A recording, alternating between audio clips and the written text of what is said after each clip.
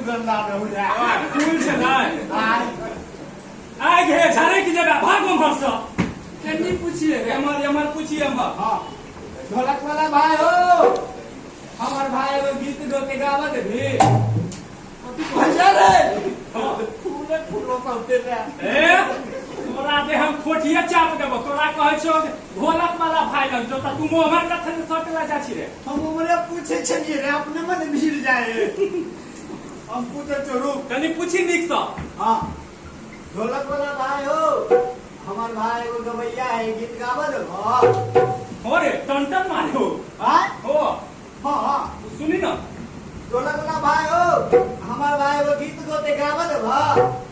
भैया रे ढोलकिया तो ढोलके में गो गो गो गो ना कोई गो गो हाँ गलियो का